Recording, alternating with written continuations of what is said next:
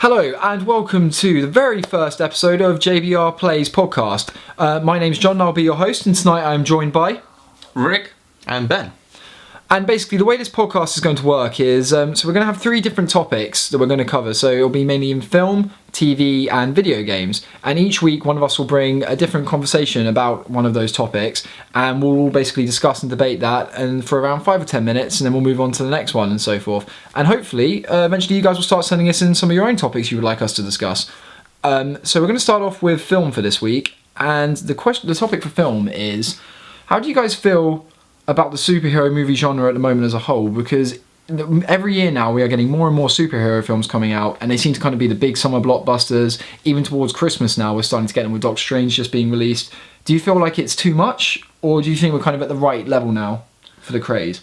I'm getting kind of bored because I'm getting super excited when they announce them, and I watch the trailer. I'm like, oh, this looks really cool, and then I watch them, and then I'm kind of at the ending kind of left with a feeling like, meh, yeah, it was fun, but nothing that spectacular really. Because we saw Doctor Strange yesterday, and we were saying at the end, weren't we? Like, it feels like they're following the same formula, you know. Yeah.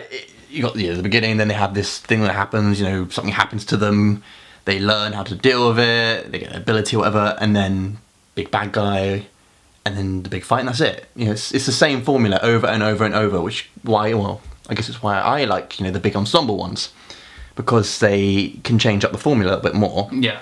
Especially Civil War, because, I mean, you know, who is the bad guy and that sort of thing. Oh, there was technically one, but it just feels more like they can experiment and play more, I guess, and do different things. But technically with Civil War, going slightly off topic here, you could even argue Zemo wasn't necessarily a bad guy, because his motives were, I mean, obviously what he did wasn't right, but his motives behind it his morals are terrible, but... Yeah, but his motives, you can understand where he's coming from. That's what I mean. Is it a bad guy? Is it not a bad guy? Like, you know, is it Iron Man? Is it Captain America? I think... No, Bucky. Yes, but to be fair, it's brainwashing that, so it's a bit different. But yeah, I think it's interesting because it does feel like every year now we are getting more and more of these films, and they are trying different ways to change it up. DC brought out Suicide Squad, which has been getting very mixed reviews. I personally actually quite enjoyed it, but I think it's because I went in there not knowing too much about Suicide Squad, the comics, and I didn't expect too much from the film. So I was kind of going in there with a very open mind, not expecting to be blown away. So when I watched it, I actually found it quite enjoyable, and it was interesting kind of seeing it from the villain's perspective. But again, they were still playing good guy, kind of. They were bad guys playing good guys, so you still had the similar formula of, we're making a superhero team up effectively, and we are going to save the day, even though the kind of twist was with villains. But they're still playing hero. It's not villains playing villains. What's the thing? As soon as they throw in, like, you know, Will Smith. Like, I was going to say, Will Smith just played another Will Smith character. He's incredible, brilliant at it. But, as you say, it's Will Smith being Will Smith. Yeah. Like, what was it our friend said about how, once he saw him, he said, okay, so here comes, like, you know... A guy that's bad, but not really bad, because he's got good reasoning why he's doing what he's doing. Daughter, or, like, you know, wife is ill, and then they come in with, oh, you know, we have his daughter or something. Oh, there you go. Yeah. Classic, you know, good guy. He is a good guy, that's the problem. He's not really a bad guy. You could argue, though, I mean, Marvel have done some films which are like Guardians of the Galaxy. I don't know if that can technically be considered a superhero movie. None of them have any kind of definitive powers. They're not super by any means, as far as we're aware. Like, Peter Quill's obviously got heritage of his father, which it could be leading to him having some form of superpower. But it was that was a really nice change of pace for Marvel, I think, because it fits into their superhero universe, but at the same time it felt like it had a real Star Wars vibe to it, and it still had the kind of the Marvel comedy we all know and love from their films. So that worked really well, and I think that kind of, if they keep throwing in films like that, it will be okay, because they're kind of really changing the mix. And even Doctor Strange, to an extent, thinking about it without giving away any spoilers, it wasn't technically a superhero movie. It was more of a fantasy, a modern day fantasy. Like, at the end of it, it was magic. So it was all magic. He's not a superhero at the end of the day. He is a guardian of Earth, which is something you could even relate to Lord of the Rings to an extent, where you have people like Gandalf and stuff. They're not considered superheroes. You don't see them wearing masks, running around with capes and just cloaks. So in Doctor Strange, they separated them, didn't they? Said, you know, we have the Avengers are defending from like the threats on Earth. And then you said, and then we have, you know, us who are defending from the other things, like, you know, that the mystic threats. Is that what it was? The physical threat. I think the physical threat is what the Avengers are for. Yes, that was it. Yeah. So it's completely different. Well, thing, I guess. Okay, here's interesting point.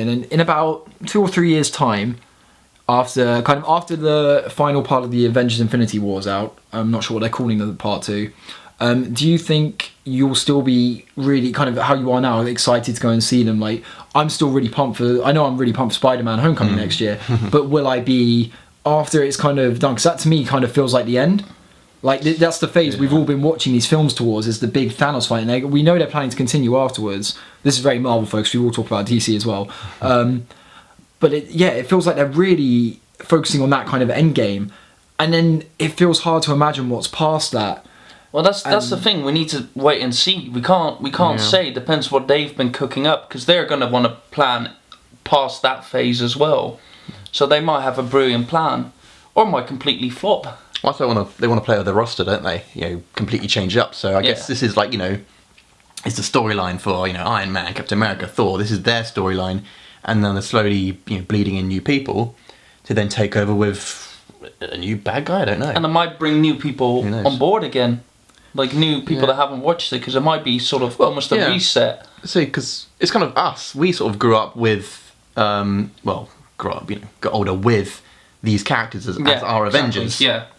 So the new generation that come in to go, what's this? This will, then become their Avengers, will be the new team.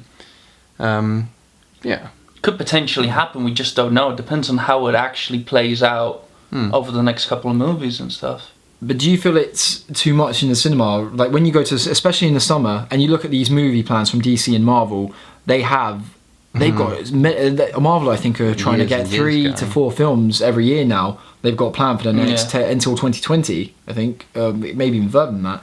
DC, to be honest, I don't follow DC as much as I follow Marvel, so I can't say exactly, but I know they've got big plans. They to me, DC, I could be wrong here, but it feels like it's trying to kind of really quicken its pace to catch up to Marvel, which is why we're getting a Justice League movie when we've only had the only solo superhero from the Justice League film we've had is Superman. We've had Batman v Superman, but that was still. Is that a sequel to Man of Steel? Are we saying, or is it a spin-off? It is a blood sequel to it, but just a different name. I just think the issue is just with how they've directed it and done some of the storytelling in those movies. Because it's not even that it feels that rushed. They could have done it properly. They didn't need to put. It's just how they've edited together and what they've actually put in, and some of the stuff. It's just like the basic errors, really. Some of it. It feels to me like when you're watching it, like what were they thinking when they put it together? Like this flows really well. But do you think you can compare the superhero genre at the moment to?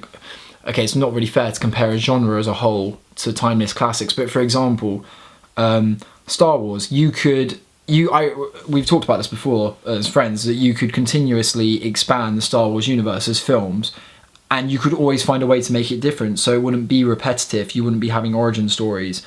You could have very different stories set within the same universe about characters that were millions of miles apart and never even knew each other, but yet people will still go because they love Star Wars and they're like, oh, it's a new story, this is exciting. Do you think that that's going to happen with superhero films, or do you think we're going to be like, okay, this has been done to death now, maybe it's time to kind of throw in the towel and give it a bit of a breather? They're probably scared of that because Marvel has their superheroes already, whereas Star Wars, there's more leniency to creating new sort of heroes and things within it. That's just an unlimited source of anything. Yes, where Marvel's a set structure kind of thing more. Well, the thing with Marvel, they have they have source material to work from. Yeah. Star Wars doesn't, anymore. It has nothing. It just they do still take stuff, don't they, from the expanded universe? Yeah, but they can literally do anything. Whereas Marvel, okay, let's go through the comics. What heroes do we have left? They're not going to make stuff up. Well, and then their own heroes. They're not going to make up their own heroes and say, here's whatever man. Yeah, true. But they can still make up story, and they can heavily adapt stories Civil War. I was a huge fan of Civil War. As you guys know, I'm a diehard Captain America fan, and it was very different from the comic book, but they're both brilliant in their own way. And people, like when you read articles about it online, people have a good point. Sometimes what works in the cinema might not work in comics, and vice versa. You might have this epic scene in a comic, but if you were to put that on the big screen, half the audience who didn't really know the comic would be like, what am I watching? Like, is this good, or is it? I'm confused. But going back to the kind of the main point, next year, for example, the only films I'm really aware of next year that are coming out are mainly superhero films, like Spider-Man: Homecoming, Guardians of the Galaxy 2. Justice League's Ragnarok? next year, isn't it? Thor Ragnarok, yeah. Because that's what I'm like. But Is is Justice there, League next are year? there or any? Yeah, the first part Is that one of next Justice year? League is yeah. Really? But are there any films next year that aren't superhero films that you guys are already aware of that are coming out? Beauty and the Beast. Well, Yeah. A Disney film. But I think because they have had to make this long plan, they know when the movies are going to be released, whereas other movies might hold back a bit more, so they have time to change their release dates and stuff. Oh, like they're not on a schedule like they Marvel and DC are. They have to follow this rigid schedule almost Well, Marvel, yeah, has to a- fit has it a all master in plan, time. But do you feel they're going to run their course before they actually kind of get to show what they want to? Like with Marvel, there is a chance, and DC, there is a chance that people might start losing interest. I mean, as soon as an Avenger trailer comes out, I think people almost lose interest for a while when it's kind of in the quiet period. And then as something comes up again, it starts to spark kind of the fan base's interest, and then it kind of catches from there, and then the general public get interested as well. And they're like, oh yeah, there's another superhero film. It's going to be awesome. They're going to really get this one going. It's going to be great. And so I think at the moment it is very much dominating, the superhero genre as a whole is dominating the cinema. And I think, I don't necessarily think it's a bad thing, but it's going to be interesting to see how it kind of shapes the kind of the film dynamic as a whole, because obviously in different times we've had like the Western period, which was huge. We've had the monster period. It even felt like actually over the last couple of years the monster period, like monster films, tried to kind of make a really big resurgence with Godzilla, Dracula, all these kind of Frankenstein. supernatural monster Frankensteins, and that was going to be an expanded universe, wasn't it? Yeah, we were talking about that, weren't we, before? So it kind of feels like other people are trying to mimic the style that the superhero movies are portraying now to get their films out there. But then, like what Rick said as well, it also kind of feels like some companies are maybe holding back because their film isn't a superhero film, so it's not going to get the justice it necessarily deserves when it's competing against these films like Captain America, Iron Man, Batman, Superman, because that seems to be what the public wants at the moment. It's like when you go into a supermarket and you go down to the like kids' toy aisle section, and a majority of the toys are these superhero toys. So the movies are kind of having an effect on multiple industries as well. It's not just the it's a film franchise. industry. Yeah, Well, yeah, It's not just- that's where yeah. it comes in. Sort of my question comes in. It's not just movies anymore. It's now TV shows as well. Like Marvel's got Agents of S.H.I.E.L.D. It's got all the shows on Netflix. But then DC, it's quite interesting. The movies are completely separate from the TV show, because the CW has Supergirl now. They've bought that up. They've got Legends of Tomorrow. They've got Arrow and Flash. So they're all creating these extra universes, and some of them try to work together to make an expansive universe, and other ones aren't completely working together. What do you kind of think the benefits and I think seeing So like, disadvantages are? well, at least DC have the TV universe, don't you, and then the film universe with DC. With Yeah. Marvel, they are trying to work together, aren't they? Really, Trying I guess to make they're going one. to bring the Defenders in, aren't they? Eventually, I think it's going to be soon?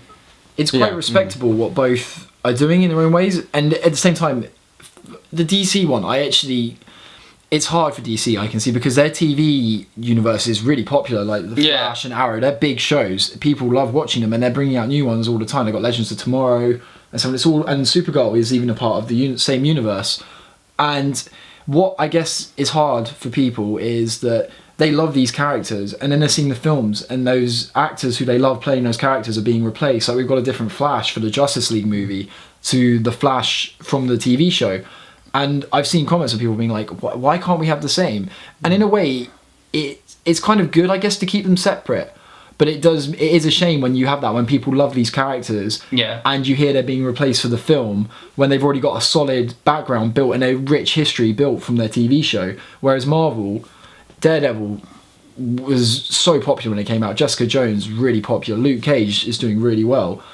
Those characters, if they want to, theoretically, Marvel can put them into the films. When they've got Avengers coming out and you've got the Infinity War Yeah. films, if they really need extra heroes, and they're like, oh, okay, how can we introduce a new hero without having to kind of give them all their origin story in time? You go, oh, well, we can use the TV characters. done it. Yeah. Yeah. But the risk of that is you might get people at the cinema who haven't seen the Netflix series. And then obviously if Daredevil just suddenly springs in and like kicks Thanos in the face, you can be like, who the hell is that? Like, to the general fan base, which is what they have to think about. But so far, they've included characters like Black Widow and Hawkeye. When they've introduced them in the movies, they've done it quite smoothly as well. So you don't always need to know the whole backstory, so they can introduce... But you could argue there, with Black Widow, for example, in Iron Man 2, she didn't have an origin story, but they kind of... that you learnt about her as Iron Man learnt about her, so it made sense. Whereas in something like the Infinity War, where they've already got so many heroes running around fighting, it's going to be very hard to do that, kind of to justify having them suddenly drop out. Kind of like in Civil War even, they did it very well in Civil War, to be fair, when Iron Man went to get Peter Parker, but we all know, everyone as a whole knows, like, if you were to go up to anyone on the street and go, have you ever heard of Spider-Man? I'd be amazed if they were like, no. It just doesn't happen, so that kind of character is easy to introduce. There's easy ways to work around it, because you could just introduce them as a group of superpowered humans and stuff, or like they just say, oh, these are the Defenders, they've come to help, they've only been like playing ball in New York, but now they're coming to join the big leagues, kind of thing. So, and that you could do it quite quickly that way. A lot of referencing as well, and it's, you know, they reference saying, oh, have you heard about these people doing this in whatever city? Like they did it in Ant-Man, when that, you know, there's the lady talking about what was it? We have, you know, this guy can jump on walls, can swing from this and do this and stuff, and you know they're talking about Spider-Man. Yeah. That's just the way they do that. It's kind of a way of bringing them in, I guess, without having to, as you say, give them a full intro. Like, this is this person, they did this because of this and this and this. But you still have to have a basic understanding. Yes. But how do you feel that? What do you think's the, not necessarily the way forward, but comparing the two, so the way that Marvel are doing their TV shows and the way that DC are doing them, because they're both very successful, they're both popular shows, but the way Marvel have kind of chosen to bring their TV shows into the fold almost, and bring them into the films. Is it obviously we haven't seen the characters, but we know that they exist together. Like if you watch Daredevil, you see when he goes into Ben Urich, isn't it? Ben Urich, the journalist. He goes into his office and you see the front page with the Battle of New York from the Avengers film, whereas DC have just separated them completely. Yeah. Like, do you think which would you think? So they got their own Superman idea? Even. Exactly. Yeah. I've seen that the episode with that. But it's pretty decent. Do you think that's better to do or riskier? It's like you say that it depends on what, you know, whoever's going to go see the films, what they've seen, what they know. I prefer it because it means I'm getting more. You know, I'd have to wait, you know, whatever years to get another film. I can be like, oh, I want, you know, some more Marvel. Here, I've got it, and that relates directly to this.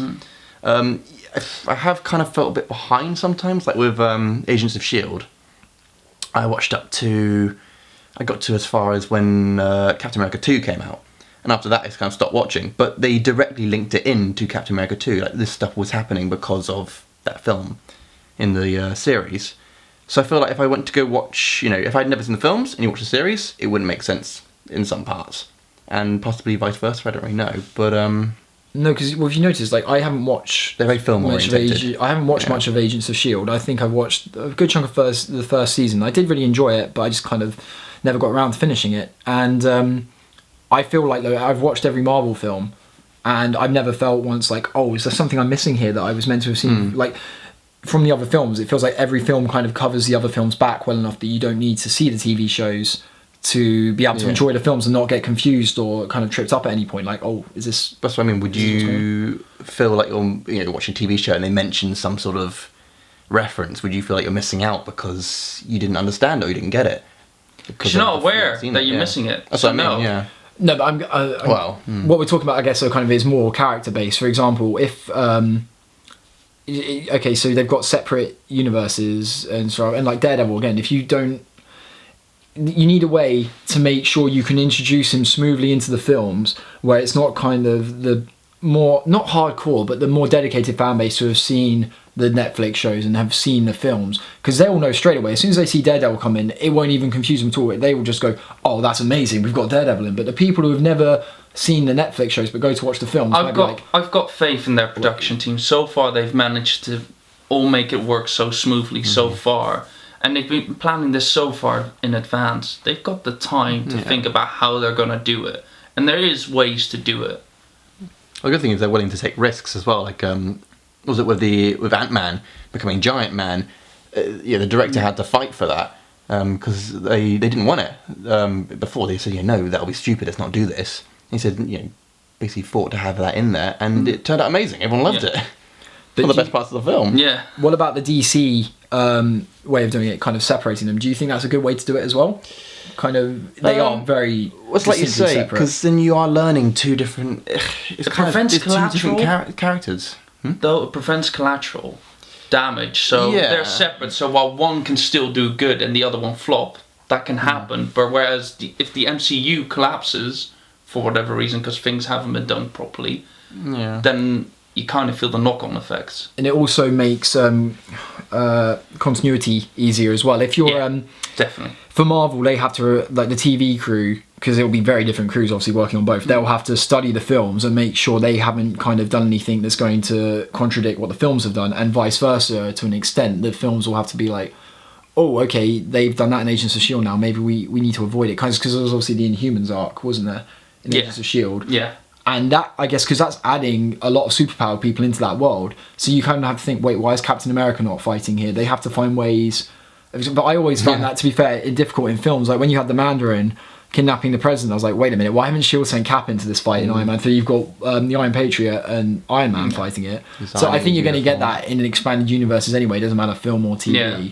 But I think DC have got it easier in terms of that they can go in their TV show. They could kill off Superman, and then because he's in Supergirl now, Yeah. they could kill him off and have a really dramatic and really powerful TV story. But then they've still got their film franchise up and running fine. They've still got Superman there. So they both ways Well, have their technically, pros. they don't at the moment. I was going to say the problem is they have to share stories in as well a little bit, because I mean, you know, you can't, you know, say, okay, we're going to kill this character in the film, and then kill the same TV version in the TV show, and then you'd be like, well, you've just done that. So it's like, you know, changing up. But they're not talking to each other about it, so they're just going to do whatever they want. Are they not? Or would they? No, they I will don't be. think they'd be like, we want to do this. Do you want to do that? I don't know how if they you'd do get that, but I think they would know what's going on. I think they'd be aware of storylines in case, like you case said, they do they the don't want to do exact the exact same story, same thing. yeah. But I mean, I don't think that'd be the case anyway. I think they would hear, the TV crew would probably hear from the film crew being like, right, they're doing this for like the Justice League movie, this is the plan. Try, obviously, to be a bit different from that. I'd imagine it'd be hard to say. We But don't really know because none of us obviously A work lot there. of So the storylines they're touching on with those series, I know, look like Justice League and stuff. You got Brainiac and Darkseid and stuff, which their universes are not going to touch on. The TV series are not going to touch on those subjects. I highly doubt it. It'd be quite expensive for TV as well, possibly. Well, you could Brainiac. You could do easily. Smallville did it. I don't know much about him myself. A Darkseid, Smallville did as well, and that's just TV shows as well. Really? With probably not as big a budget as they've got now, seeing as they've got 4 shows up and running. Yeah. So I think what we're kind of getting at is it's both have their benefits and both also have their negatives. It's kind of a pro. They both have their pros and cons basically. So Marvel can include whoever they want, which is cool. And if people love the characters from the TV shows, they can bring them in if they want to. Whereas DC have the kind of limits, so they can't bring in the characters that the fans love.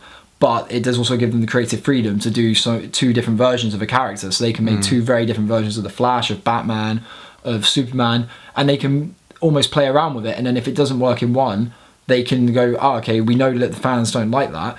When we do it in the TV or in the film, let's change that. Yeah. So both of them have their benefits, and both of them also, but everything has its negatives. Nothing's going to be 100% perfect. So, which seems strange for DC, because obviously they need to, but they would like to probably catch up with Marvel.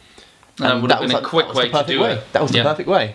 Here, we've introduced all these characters via these TV series, and then just a Justice League film or something. Do you need solo films for them? I guess it might have Eventually, clashed a little but- bit with their TV shows plans, because that means you've got the Legends of Tomorrow I guess in they had there that down as the line well, already, with yeah. time travel and stuff. Well, Flash does time travel in Justice League anyway.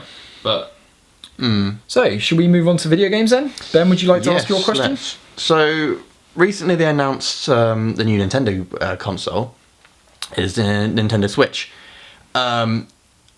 My question basically is: do we think this is Nintendo's last sort of, desperate try to make their way in the console war? Is that what it's called? Yeah, the console war. yeah, Because obviously, the Wii U wasn't exactly. Well, people didn't like it, basically. Did not do well, probably as well as they hoped it would. So this is a very Yeah, would you say it's like a jack of all trades but master of none? You know, we'll see what happens with it. Have you guys seen the trailer for it? Or No, I've completely kind of ignored it because Nintendo's been a bit disappointing to me what it recently. seems to be is it's like it's a major hybrid. So you basically have you have a separate controller with it, which is there, but you also have these little like sort of two little handles almost that slide on this screen to become this portable device that you hold. It's kind of like a big PSP almost. It's kind of what it's like. Just a handheld. But then those also slide onto this sort of this middle piece, which you can then hold as a controller and then plug the actual thing into your telly. So you can play normally on a telly. So if you're playing Zelda or whatever, and then you need to go out because get in the car, who knows. You take the controller, slide it on the screen, the little screen, walk that, pick that up, and walk off and carry on doing what you're doing, basically. It also has this thing where you can basically have a little stand, so you can stand up. And you can turn the little controllers sideways and use them that way. It's like little tiny controllers. So if you wanted to play with a friend, you just give them the other one. Yeah. So you can do that. So it seems to be a very sociable, sort of portable console. Really. But that's kind of what they've always done, though. It's always been that social console for like party games like Mario Party, Very Mario true, Kart, that kind of thing. That's what they've always done, though. And then let's see quickly. They're bringing. Obviously, we saw. I saw in the trailer they had Skyrim. So yeah, that's gonna be a game changer for them. It's a game changer. Third party. You could also argue that's kind of too little, too late in a way. Like Nintendo have done amazing with like most of the Mario games you play are great fun. Pokemon is a timeless classic. Like they can bring out new generations of Pokemon, and it's gonna sell. Like this year was the 20th anniversary of Pokemon. And look how it peaked quite quickly, but look how popular Pokemon Go was when it first came out. Everybody, you walk down the street, you can see everyone on their phones walking into lampposts because they're just too busy trying to catch a Pokemon instead of actually looking where they're going. So Nintendo have got some strong points, but I think adding games like Skyrim and Call of Duty into the mix isn't going to change much because we've already got them on PlayStation or Xbox. If you want those games, why would you suddenly go? But can you pick it up and walk off with it?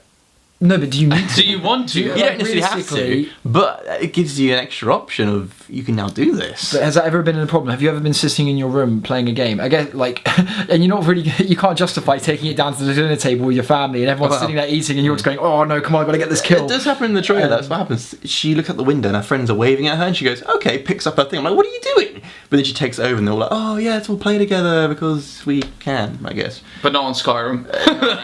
Let's all watch you play Skyrim. That's the best, yeah. I don't know. I think I respect Nintendo's gaming strategy actually, plan for how they're going. Like the Wii was a really bold kind of and gutsy move because those games weren't particularly long term, but they were fun. Like if you ever play Wii Sports and stuff, and then when the Wii U came out, again it was good fun, but it just didn't change it up enough. And I guess you could argue it's similar with like the Xbox 360 to the Xbox One and the PlayStation 3 and the PlayStation 4. But the difference is they have games which have longevity in other ways in terms of like Call of Duty multiplayer, Halo multiplayer. Like you don't need a story for those. You can just you can pick up your controller, turn on, if you want to play a game of Halo Team Deathmatch, it takes you 5 seconds to get in and it will be different every time. So people will keep coming back. 'Cause it's into not the game, but then find the game. You could argue it's repetitive. But Master Chief Collection, 2 hours later, still not in.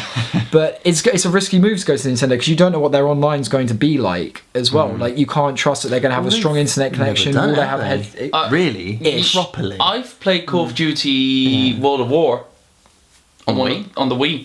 That part would help. They have that? Yeah, they had Modern Warfare on the Wii as well. But you have like the remote to aim it, and you're kind of doing it by hand instead It of was with an analog. really not fun. That sounds Like I played it because there was nothing else, but it was not great to play it like that. And again, I think parents buy the Wii as a family console. Yeah, for kids And stuff. that's kind of what Nintendo have branded themselves as now. They have kind of given out this image of, hey, we are a family console. Families come and play us. And now they kind of like, oh, hang on a minute. PlayStation and Xbox have gone leagues ahead by just going as yeah, we're gamers, we get pumped up, we're going to go get adrenaline rush, go around shooting people, racing fast cars. And it worked. And now Nintendo... It's a risky move to change it because Nintendo were the only game console in that market for families. And okay, they might not have been selling as well as the other two, but they still had their own part of the market. But they still do. They've just included more. Yeah. They still have all those games they had and everything that was that family orientated, Plus, they've opened up to yeah. the rest now. Possibly, because we don't actually know officially what they have. Yeah. All I've seen is Skyrim. But again, could we say though that like they have those games, but okay, for you for example, out of those games that we saw, Skyrim or Call of Duty was another one we think they might have. If you were going to get Call of Duty, would you get it on your Xbox, or would you be like, oh, I might get a Nintendo for this game, but I'll get Call of Duty on that too as well? You'd stick to your Xbox because you know and trust it. Yes, and I don't know the graphical capabilities of the Switch. Yeah. I have no idea. I haven't looked at that. So Plus, you got the Project Scorpio. Project Scorpio. I think that's what it's called at the moment. Yeah. Coming out with beastly power. Yeah. So I'd rather get that for me than get a Wii. Really. What I would like is this is possibly for me would be the possible way of putting Pokemon on a home console. Well, I mean, you have. I would love like, that. Pokemon Stadium and stuff, which was back in the day. Yeah, was but great I mean fun. an actual Pokemon handheld game on a console. Yeah, I would love that. Do you need it? I don't need it. I'd want it. it's one of those things that everyone just wants a Pokemon game like that. Like, you just come home, turn on a big widescreen TV, And play just Pokemon. run around, have the classic little tune. Like, And you're going to now put you've got the 3D graphics sort of effect to it. Yeah. It would work better on a console. Yeah. But Well, not done a handheld. I mean, it would work better now because we have that. Yeah, got it. I don't think this is Nintendo's last. They're on their last legs at all, because they still, like we were saying, Pokemon's going strong. Mario is still I mean, very in terms popular. of like trying to be in the living room as a console. Well, I They've think, got the I handheld, think it's got a still place. got In, for no, days, I think it's got a place in the living room. Like we said, it's a family console. Yeah.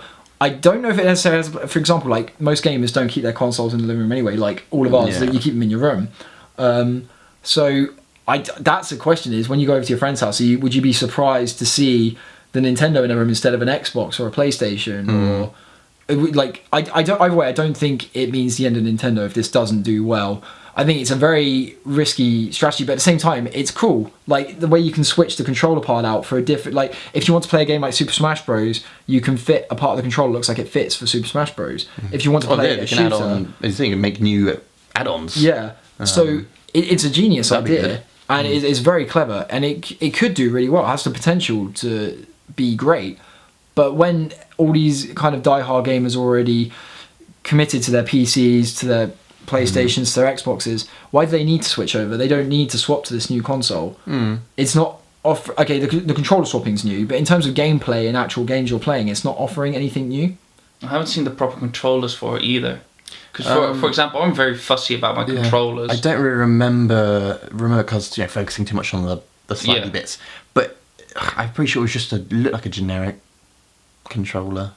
Right. It looked like a cross between you take He's a really cleared Xbox that one up. One. Yeah, that helps. You take an Xbox One, a I was watching the PlayStation video One, with him. smash the two together, and that's kind of what it looked like. Just a thing. Does the Wii U have one? That's right. The Wii U has a screen. It has I'd say the one of Wii them U came controller with is their more like own. an iPad, and Yeah. it's with a little analog stick and some buttons. But it's cool. Like if, for example, if you're playing on the TV and you're playing like a split screen game, you can have your screen on the controller instead, which Yeah. is a cool idea, but not necessary. Which I guess is where Nintendo Switch is then taking that next step, saying you can now take this with you to whatever and become a portable device. But I think the main thing is here, the people that have already got an Xbox One and a PS4, they're gonna buy the new versions of that really, rather than buy the Like the thing- Nintendo still. They're still aiming gonna at- stay. at the Nintendo market. The people who want to buy Nintendo. Because like you just But said. John's, I think Why John, do at you that change? point, John's argument is valid that the people that bought it before were the family ones, Yeah. really. Occasionally, students and stuff, because they have the party games on there, Yes. which are always good fun for drinking games. But So do you think it's their last leg though? Like, or do you think will you expect? to see I'm more not from too aware of how Nintendo's finances are going, how well they're doing, how much loss they're making on stuff at the moment. They've got enough money coming in general, I feel. Like Well, it's made a new console. them? Yeah. So, I don't know, I think we just have to see how that develops. If they flop again, though, that will definitely put them on their last legs. It'll be hard On times. the console on the console side, part of that. But I mean, like again, going back to like Pokemon Go, I think it was a bit of confusion, but Nintendo's shares shot up when Pokemon Go came out because people didn't realise Niantic. Yeah, they were didn't realise they had nothing to do with the thing. So, but again, like Nintendo do still have like kind of tricks up their sleeve. They can. If they really wanted to, they could. Imagine if they did release that Pokemon game you were talking about. every kind of fanboys, everyone our age, like a load of our friends I know, lots of people let inner child be like, okay, I need to get this console now. Like that, who needs an Xbox when you can just play Pokemon like that? Pokemon with Battlefield 1 graphics. If we can say combine with Battlefield 1, just run around throwing out Pokemon instead of guns, and that would be ridiculous. I think I'd ruin it though, wouldn't it? Because it's like you know the Pokemon graphics, you know them, you love them because that's what they are. Yeah. So even like down to the music, where it's all kind of Was it? Is it? What's the music done with? Is it bits or mega? I can't remember. What's it called? It's not pixels. No, that's the image. I think it's megabits. 8-bit. 8-bit. That's what it used to be. I don't know if it still is, but that's what it was. So the teeny little mono noise. So I think we think Nintendo have still got some kind of cards up their sleeves, but as Rick said, if it kind of gets to that point where this doesn't do well, they could be kind of starting to feel the pressure a bit. Drop it and go straight to just say we are now, the portable handheld device company. That would be cool. And just focus on that, because I mean, where's the market for that? And the PSP just went apps, big money in apps now. Very true, actually. Yeah, they are the big players now, but they can't run a game like the new Pokemon could never work on a phone. Well, I say never right now. Yeah, who knows what else? Give it a little bit of time, yeah. But yeah. Well, let's hope it's not the end for Nintendo anyway, because I think we've all got a DS. We all sit down and play a cheeky bit of Super Smash Bros. And Pokemon from time to time. Just a good old nostalgia. All the time. So that's it for this week's episode, guys. Thank you so much for tuning in and listening to us, and we'll see you next week. And if you have any questions, please leave them in the comment section, and we'll give them an answer. So yeah, have a good week, guys, and we'll see you around. Bye. Bye.